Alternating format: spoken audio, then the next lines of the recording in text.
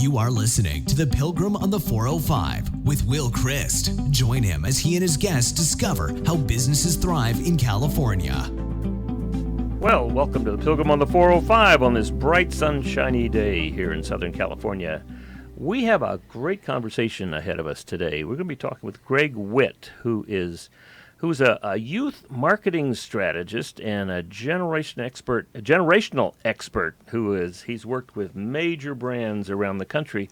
And he and his partner have written a book called The Gen Z Frequency, How Brands Tune In and Build Credibility. So welcome to the Pilgrim on the 405, Gregg. Hey, glad to be here.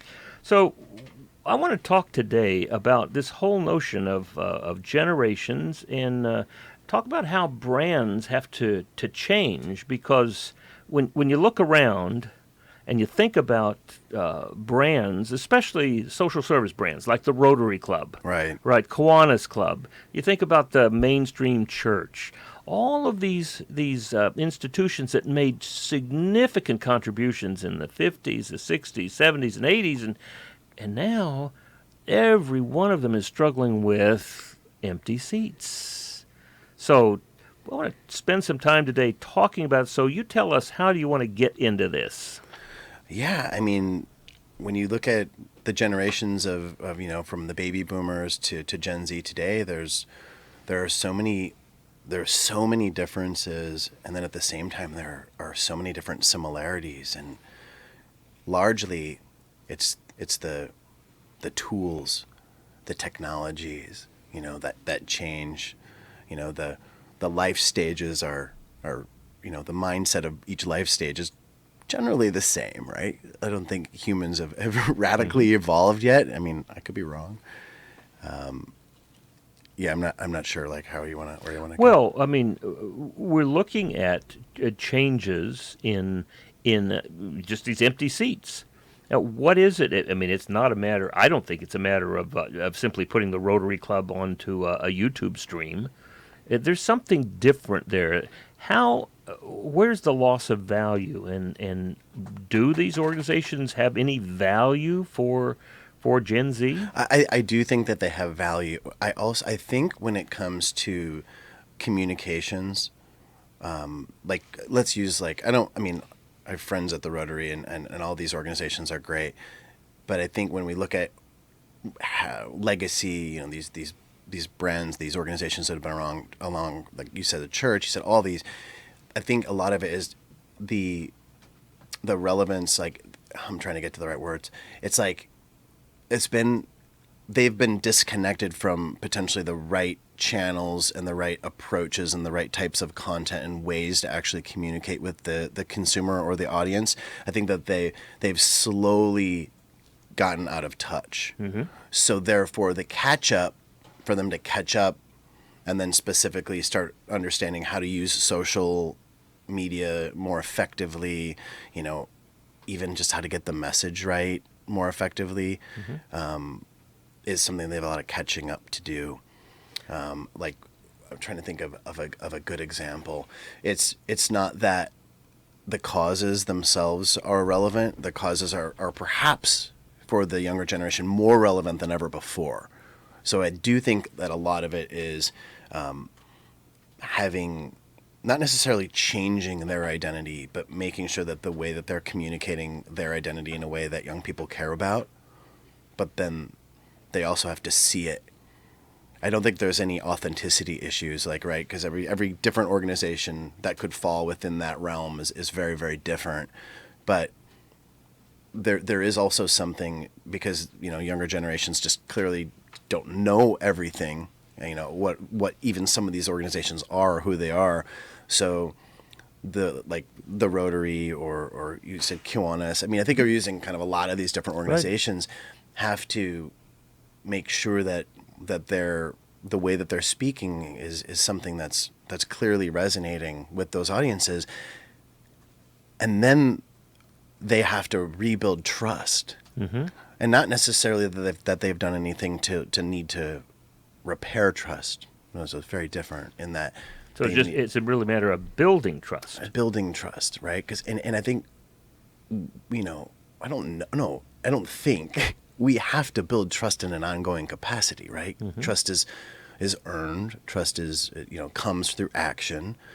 But we need to have that identity, then we need to build that trust, and then we need to get to relevance. So we have to make sure that we're highly relevant with the right messages at the right time, the right places that we're communicating at, the right people that are involved to help influence the message and get people to have a real true desire to feel that it's like them, and then to become a part of it. Because young people want to change the way things are today. They want to be contributors. And I think, so if you take a step back, I'll just say young people. I don't want to necessarily stereotype between, Gen X, millennials, or Gen Z. But I can say that Gen Z in particular are very passionate and seek actionable means to make something happen, right? So I'm seeing here. I mean, you mentioned three things: identity. I mean, it sounds like this might be in sequence: building a clear identity, developing trust, and then showing relevance. Yeah. But now, what I'm seeing is that there's two pieces. One is getting things done, and that can be done. I mean, what is that? What do we call a crowd that comes together? Crowdsourcing? Well, no, not crowdsourcing, but when you have a group that joins for immediate experience. A party? No, I'm kidding. No, it's like a party, but it's like, we're going to go out and do this here. Show up at 2:00 in this place. Like a movement. Well, like a movement, yes. But we get together, Like we clean do up. that, and then we're gone. Okay. Right? We can get things done that way. Build a coalition, build a team, go out and do it. Now, that's one thing. It's not sustainable, though. Well, I understand. The other is building, for lack of a better word, building a community. Right. Building a community of interest where the next time an issue comes up, we're ready to move. But it's not just issues. It seems to me that there's another part that social groups like Rotary, like the church, and many other ones, nurturing, building, training, helping people to see new opportunities. There's a sense of growth there. Yeah. Right? Yeah. Where does that happen today? Where does that sense of belonging happen? Mm-hmm. Yeah, I mean, that sense of belonging happens when you're standing out front of Supreme waiting for the next product to drop. I'm serious, but I'm kidding. I think it comes together with when you're passionate about the same things. You're going to get together with like-minded people. Like, where does it actually happen? I mean, it takes place largely on social media platforms, but in the most profound way, it happens in the real world. Mm-hmm. Right? It happens at a skate park. It happens, where people are playing video games. Where it happens in the living room. It happens on Xbox, where they're really intimately sharing these experiences, verbally, and then and at events. Obviously, it happens at concerts. Music is huge. There's so many different, ways that. And again, I don't think that, that Xbox and talking on an Xbox in your house is something new, but I don't think that a lot of these ways, these means to bring people together are new either. Mm-hmm. There's just so many different choices, and it gets confusing, and it gets overwhelming for people, I think, to make their decisions. Well, to some degree, what I see is that there has been a tremendous commercialization of community. Oh, yeah. Right? And the power of that commercial interest is overwhelming. I mean, what can a Rotary Club do in the face of the kind of tsunami of opportunities that are there? I can't come because I have to get my son to school in the morning, and I can't come because we got to play soccer on Sunday morning. We're all time-starved, worse than ever before. Well, time-starved to me, time-starved because of this overwhelming number of opportunities and the astounding ability of advertising to influence us and distract us and to say, come here. And whether coming there gives me what I'm looking for or not, I've spent my time. Yeah. Yeah, but there's an infinite amount of opportunities. You're just a swipe away from being, I don't know if to say irrelevant, but you're a swipe away from being non-existent at the moment. Well, and to me, to some degree, that is where the church is, right? I mean, I can show you church after church, which is great churches 20, 30, 40 years ago, which now are, have maybe 20, 30 older members, and you can look forward 20 years, and if they continue doing the same thing, the most significant thing will be burying those 20 people. Yeah, no, it's interesting for me because you've really got me on the spot with something, because it's not something that I've thought about a lot, but it's true. I mean, a lot of the churches that are super successful have, worked incredibly hard to build community. Mm-hmm. They have made their campuses, if you will, if you want to call them campuses, but that's obviously talks to a larger organization, but they've just made the music and the vibe and the style really communicate. I mean, it's a Disneyland. I mean, or like something, that's a bit extreme, but I think what you're saying is well, like they it's certainly a super cool place to go. Certainly learn from Disneyland. I mean, I'm not saying it is Disneyland, but I mean, they've learned that. Yeah. Because that's their competition. I mean, that makes total sense. Right? So, same thing with the Rotary Club. I mean, I am in a Rotary Club right now, and most of the people there are over 75.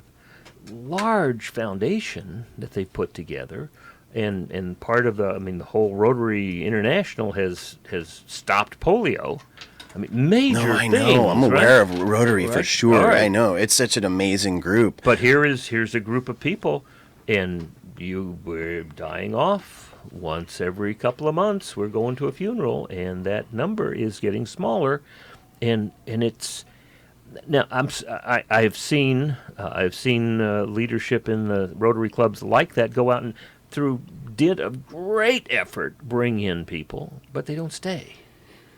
Do you want to know I know it kind of sucks because these things are like really do good. These are the organizations that shouldn't have to necessarily act like a consumer brand. Mm-hmm. But I could tell you probably the main reason why a lot of those companies are I don't want to say failing, that's judgmental, but they're struggling, mm-hmm. is that they haven't made the fundamental shift to become a media company first, mm-hmm. and then their cause or their action or whatever that, and then so let's take that on. Yeah. All right. So use the Rotary Club, use a church. Yeah. And both of them have rich legacies. Yeah. And they have, if they're a church, they have a liturgy. The Rotary Club has they have their own liturgy.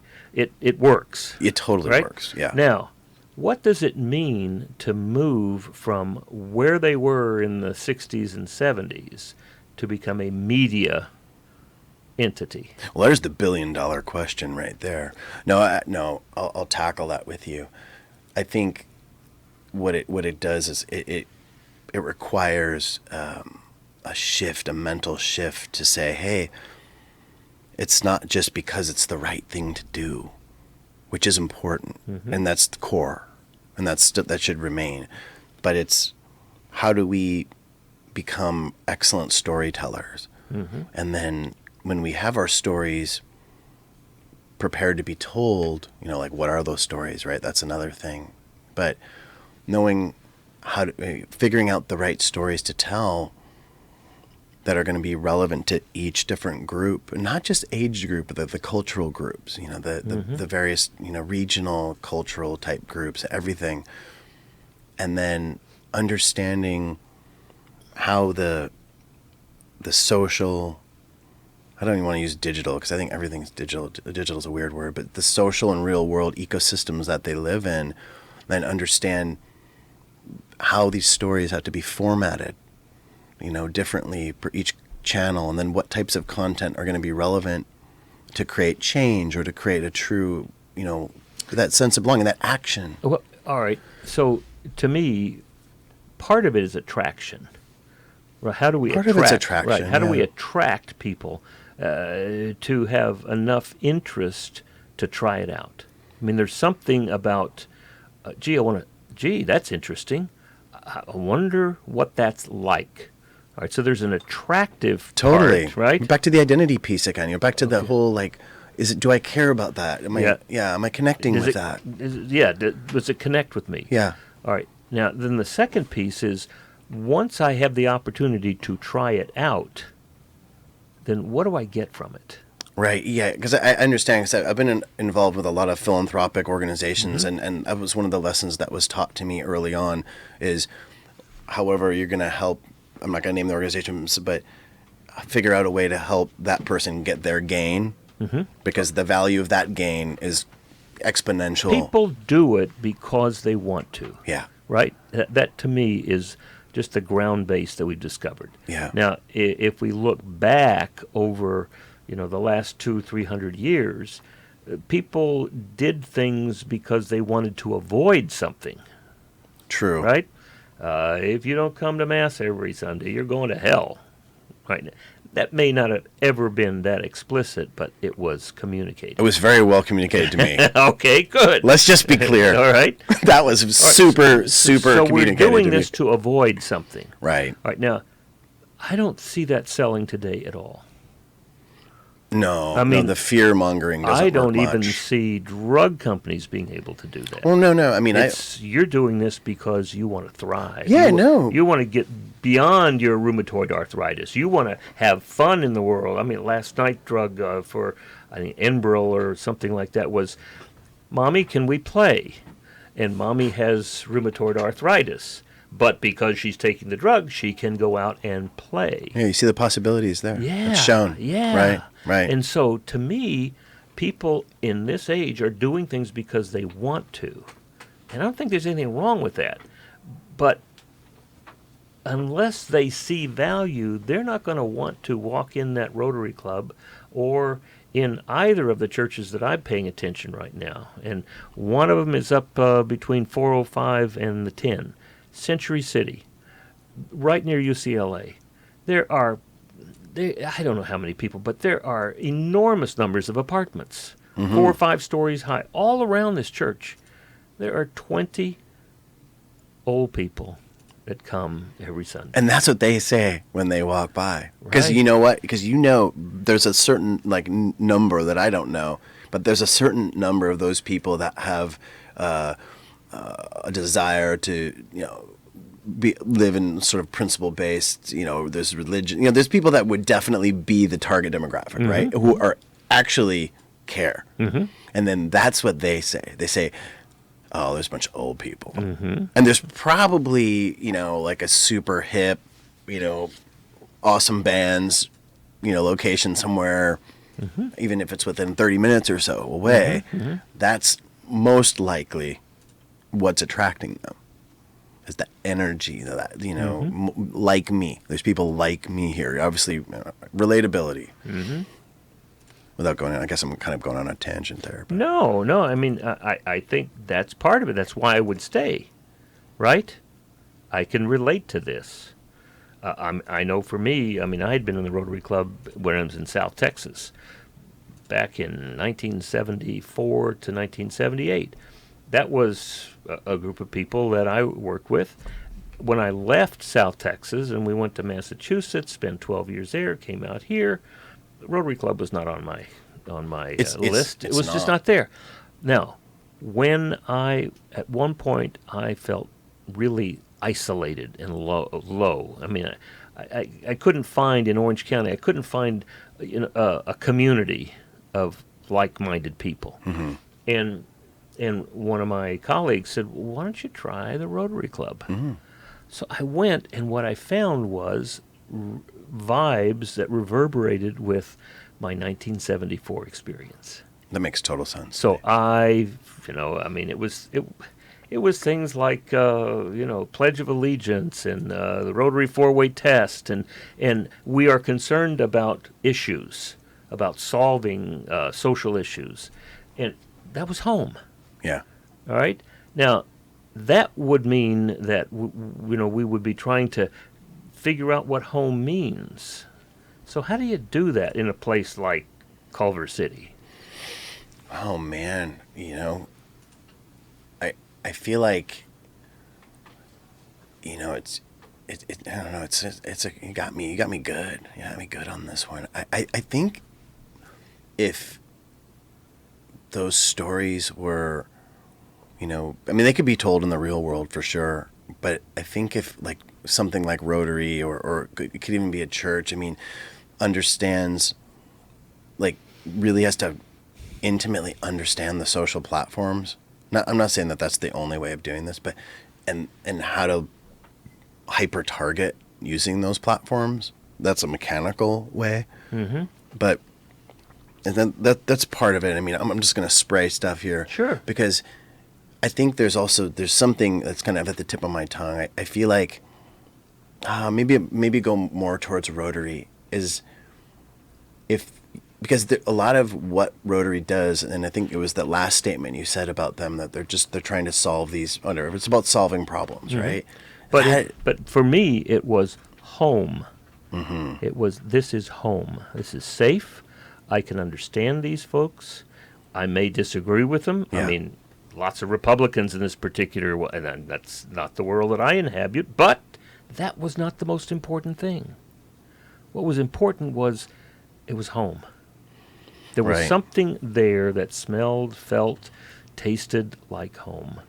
And we were engaged in socially significant Well, that's the work that, as that organization and these other organizations move forward, that's the commonality that they can create that home for a younger generation, because the younger generation cares about that, care about gun control, they care about climate change, they care about, I could say diversity. I could just list it, and Right. you're going to see if I list all the stuff that young people care about, you're going to go, oh, well, that's all stuff we all care about. That's right. It's like this That's list isn't right. that much different. Well, that's why I was saying to you before we started that if in this church that has been there for 50 years, it's not that large, but if Jesus were to stand out on the corner, and here are literally thousands of people living there, what would he see? What would be important to him? And what would draw people to him? What problems would he see that he could heal? They'd be like, "What's this dude doing out here? This world's corrupt. We don't care." And he would he would roll out there. But how is that different from the world that he saw? Nothing. we Just more information being exchanged. We just faster got through pace. Holy Week, Right. and what's all that about? Here's a good man, at least a good man, and the empire kills him. Yeah, but you know what he'd say? Like him or any figure of that would say, he'd be talking about how he's doing collabs with so and so and so and so other like-minded organizations that share an aspect of what matters to him, but also that particular group, company, individuals that he was collabing with or working with, collaborating with, were cool. They would converge, and then they would expand their audiences.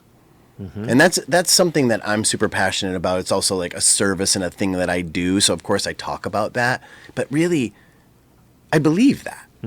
I believe that they would have to have some kind of an association that was real, though. Because now, and I'm not saying that it's Gen Z. I think like humankind has just the greatest BS detector now. It's just the way something looks or feels. You just know, or you think whether it's like that's just something someone's been paid or compensated for. This is something that individual I believe is passionate about, or that organization is passionate about.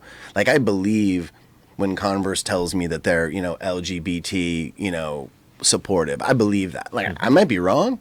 Deep down, I might be wrong.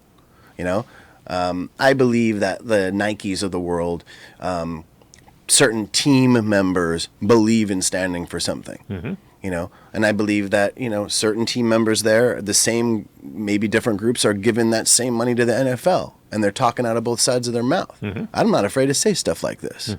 because I know that some of that's true, but I know that those groups of people within those organizations mean what they're doing, and I can tell, you know, and I feel like, you know, that younger generations may learn that skill quicker because when they're 3 years old, they're switching through YouTube. But now let's bring this back. All right, so let's take a break here and hear from our sponsors and come back because I've got some specific questions for you about that. Cool. Imagine buying a newspaper and discovering that the news you're reading is 6 months old. There isn't much that stays the same for 6 months. And the same thing goes for background checks. In a time when so much outdated information is being passed around, it's good to know that People G2 offers something different. At People G2, we provide today's intelligence, not yesterday's news.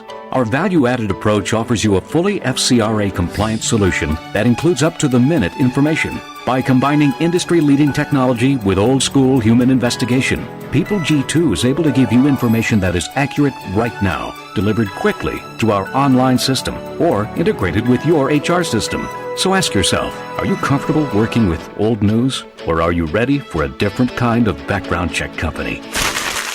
Visit peopleg2.com or call 800-630-2880. That's 800-630-2880 or peopleg2.com. So, welcome back to the Pilgrim on the 405. We're talking with Gregg Witt, who is a youth marketing strategist who has deep insights into not only Generation X, but also Generation Y and Z, and whatever's coming, I'm sure he'll tackle that next. So, Gregg, we were talking about how, when you talked about trust in Nike, trust in, what else did you say? Well, I used Converse, but it sorry. could be trust in anything. But the sense of they stand for something. Yeah. All right, now, my experience of the Episcopal Church, my experience of the Rotary Club, they stand for lots of stuff that's very, very good. It's deep, too. Yes.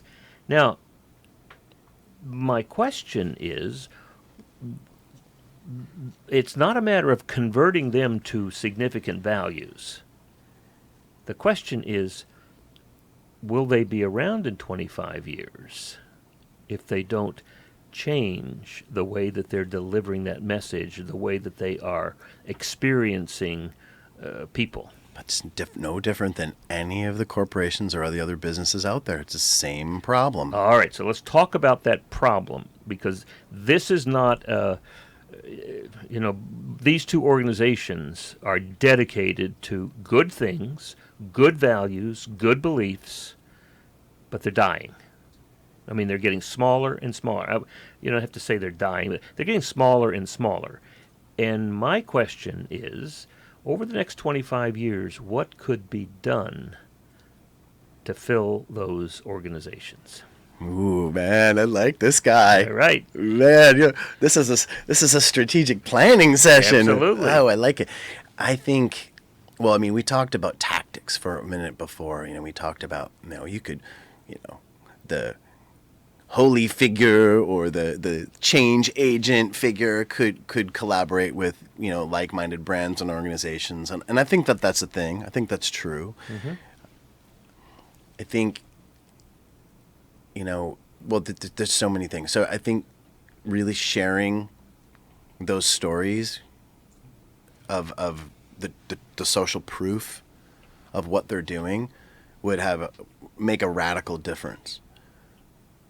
I'm a very, very firm believer as well, mm-hmm. that like these businesses, these retailers, you're saying church, the Rotary, that they can, I almost said pivot, but I'm saying like they can evolve and they can change. How about they become transparent? Well, that's super, super, super critical, because obviously that's the key but they way to build that trust. What I'm hearing is stories. Yeah. They become transparent completely with their stories. Yeah. I mean, what does this mean to you? Right. I mean, when I talk to the 20, 30 people in this small church, what are you doing in the world? They're not so much involved with the rest of the world. But what they tell me is, well, we got 3 or 4 rooms up here, and we make them available to folks who otherwise couldn't afford to live here. Yeah, And we charge like $250 a month, which is in Culver City. Yeah.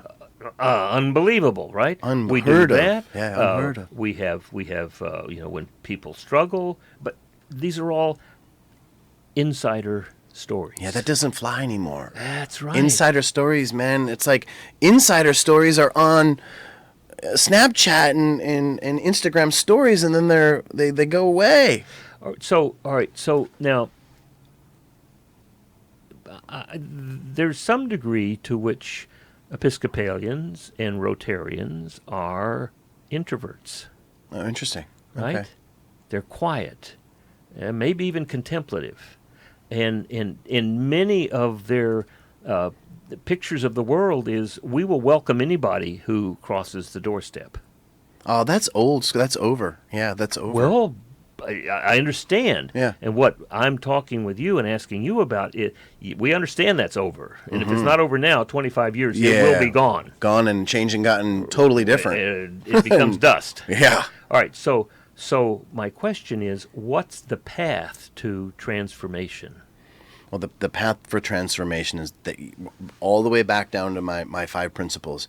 You have to have an identity, because they're authentic, right? Mm-hmm. Clearly authentic. Oh, yes. No issue with authenticity. Right. But they've got to have an identity. They've got to act in a way, look in a way, feel in a way that, I'm not going to say young people because I work with, but that the audience cares about. The target audience. The target audience Yeah. cares about. And there obviously is a absolute critical need to have a future, feeding into whatever audience that is. Mm-hmm, mm-hmm. And then the trust piece is for those organizations is more about showing, because they're very trusted. Mm-hmm. There's really, I guess, the likelihood of there being something to not trust is pretty low. So therefore, the need to be relevant and sharing those stories and being in the right place, being, where young people or where the audience is, and sharing, like you said, the transparency, what's going on. I mean,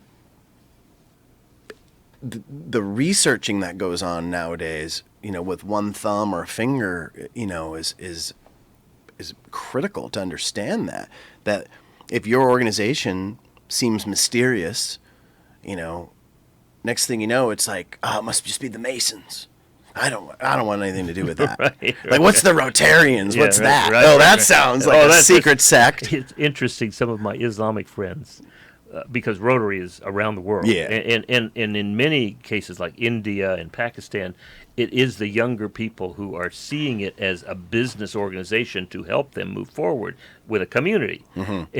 And then some of them say, Rotary around the world has this big question around it. Is it demonic? What is it about? But that whole thing about being transparent about, this is who we are, this is what we do, and this is how you will value this.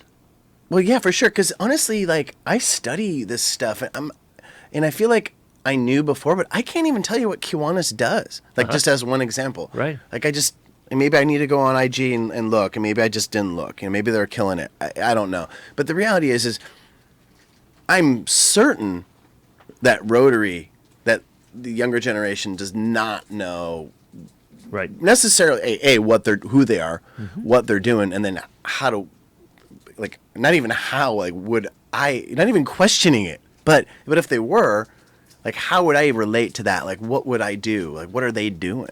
And it's like, what they're doing, I've been a part of Rotary projects. I've seen what they're doing. I'm a firm believer in that particular organization. Would that be stories and podcasts and videos and of totally? And that's just. Would that be attractive?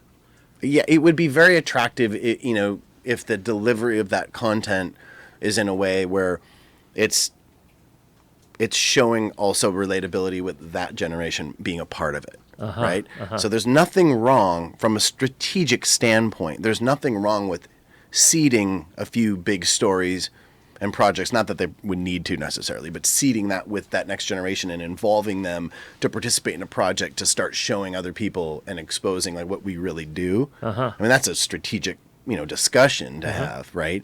But I think if you don't have young people already in the organization, then you need to get them there. They need to have an amazing or a great or a transformational experience. And then we're now using our media, us as a media company to share that story, be in the right places. And then, now it's just tactical stuff, like in the right formats.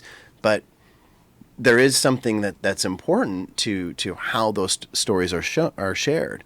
And, how are they influencing young people to be a part of it, right? You could use creators or influencers to be a part of it, but only if they're inherently involved or they're doing something to support or create that change.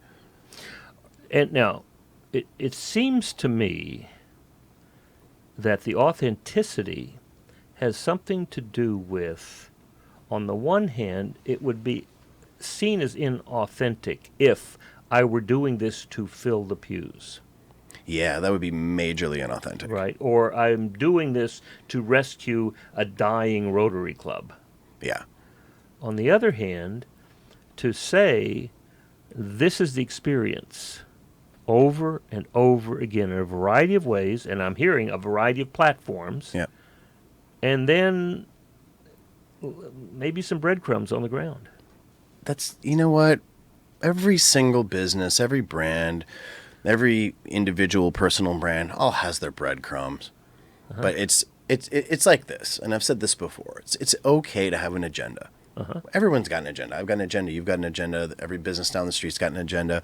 But just being like, this is my agenda. Here's how we all win. Show me it.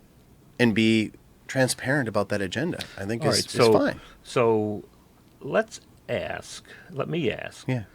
When you think of specifically Generation Z, what are the ages? What are we talking about here? Well, born roughly 1995 to 2011. So they would be what? 24, I think, at the top. Okay. I mean, it depends on how you look at it. All right. But, So yeah, let's say 24. Let's look at 35 and under. Yeah. All right. Yeah. What would be of value to them? What 3 or 4 things would they find valuable enough to get off their couch? Not that they were on the couch, but to take initiative. Anything where there's actual actionable steps on climate change, where you're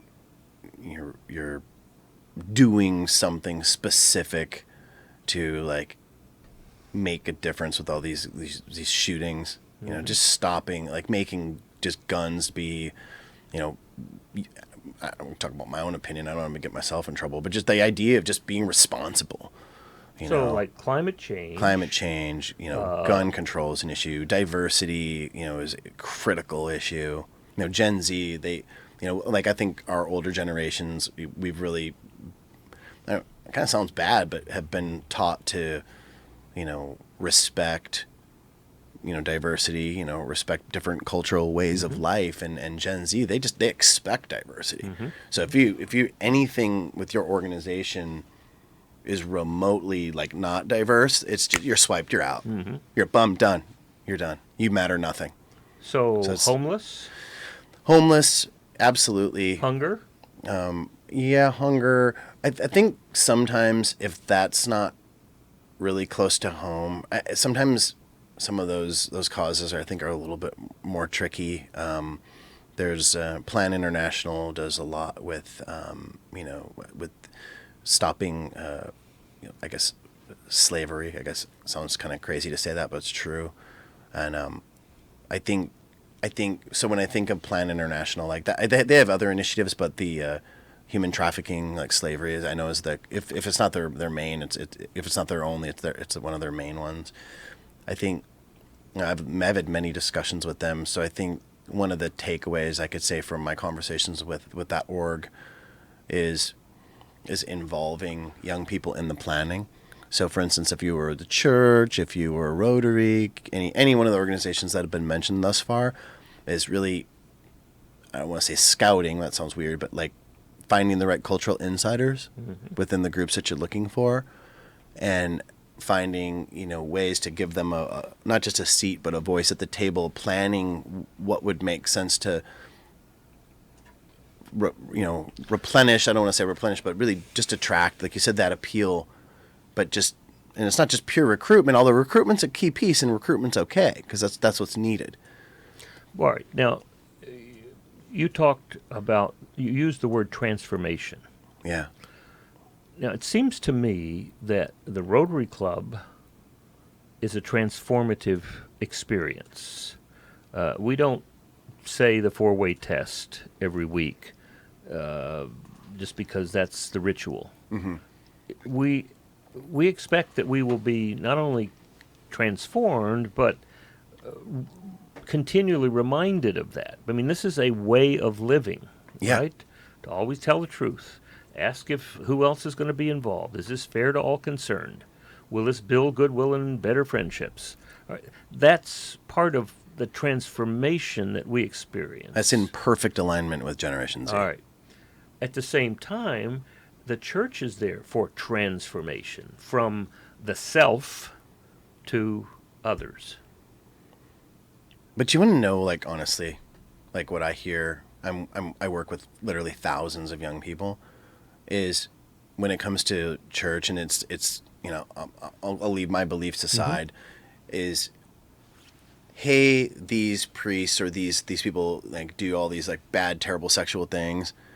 I don't want to be any part of all that stuff. I've just heard that stuff. Like, unlike Rotary or these other organizations, the religion stigma just is like, oh, the Muslims are being mistreated over here. What's going on with that? And, I don't want to open up, because these aren't any of my beliefs. All these terrible things are happening. They cover it all up. For a lot of churches, I know there's very many different churches that have real transparency issues. Because then, and I know a lot of churches are super clear about like where they spend their money and stuff like that. So it's not necessarily just transparency on where the spend is. A lot of them are, amazing, 501c3s or whatever. They run the books great and all that. But I think there's just a lot of stigma. Well, and my question is there value, and will it make an impact to the culture to spend 25 years working on that? Or is that just something that will become part of the dust of history? Oh, man, that just depends on what action's taken or not taken. I think there's I think if you're in the right place, you've got the right heart, the right mind, the right goals for that organization, then you can stay relevant. Mm-hmm. I mean, there's definitely like a moral erosion that goes on. Mm-hmm. It's just, you just can't protect young people from like inappropriate, age of swearing or seeing certain content. You have to teach young people context. That's the transformation. Yeah. I mean, and that's really the question that I have is a lot of when I listen to marketing folks, it's this is what they are. Now, how do we get their attention, and how do we help them to consume? Now, my question is, number one, is there a transformative experience that would be valuable to them and valuable to the rest of society? Or is it just, let's attract the next group of people into our, into what we're offering? I want to sit in the camp of believing that there's a transformative opportunity, especially with young people, because in the audiences where I specialize, the frontal cortex isn't even developed yet. Mm-hmm. So I want to sit in the camp to say that, yeah, these transformational experiences can happen. It may take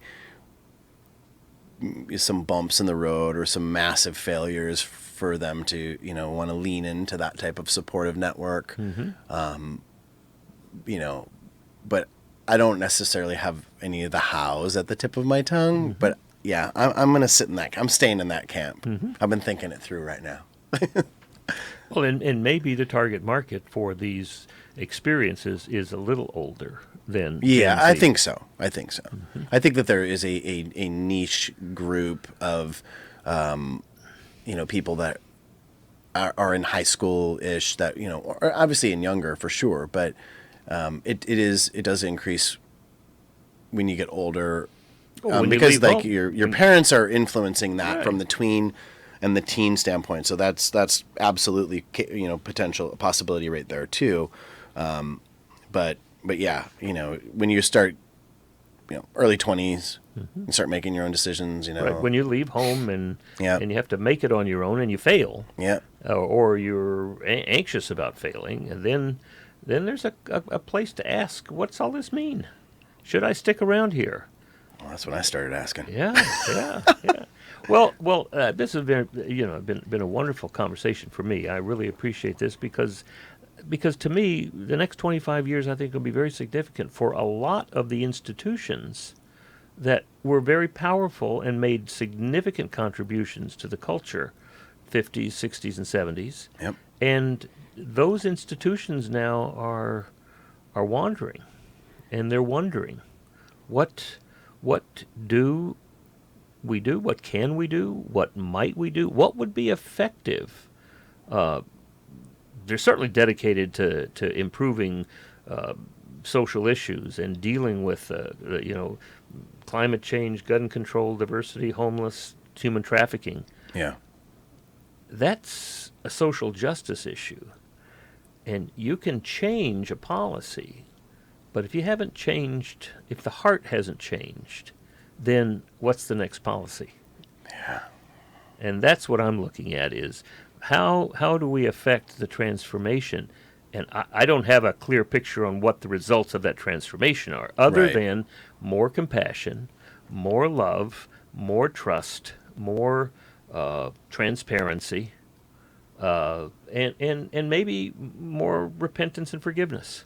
Yeah, I would say. I think that my message to any of these institutions would be to, don't lump millennials or Gen Z like they're like a herd of sheep.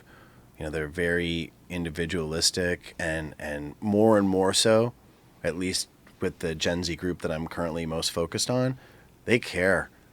I mean, the number one trait, aside of being knowledge managers, is they're purpose driven. And I wasn't drinking the Kool-Aid in the few years ago when I started really researching that, really kind of hearing that and wondering, or observing that firsthand, secondhand, thirdhand, through the various tools and things that I do to facilitate that conversation, is I believe it now. I believe they're very purpose driven. Now, guess what? That may mean that it's the influential few that are truly, purpose driven. But what I've noticed is the followership and the mindset of purpose driven is a massive trend that I don't think is going to slow down anytime soon. It's a huge. If you're going to look at trends, right? Some are fleeting, some can stick around. That's the trend. But tapping into That trend, that is the trend that any of these institutions that we've talked about thus far must get in alignment with. Yeah. Very interesting. I mean, thinking about stopping polio and then looking at the anti-vax movement and the results with the measles. It's very strange. Yeah. Very strange. I How we have actually stopped polio, but we don't want to vaccinate our children.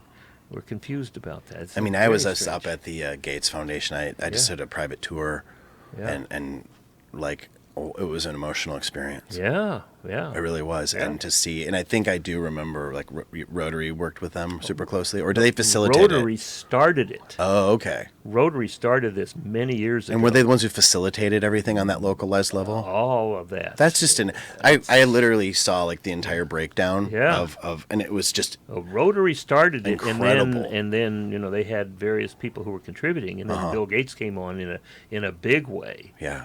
And they have allowed him and put him in front because he does have a lot of credibility, and that is a transformative experience, moving from Windows to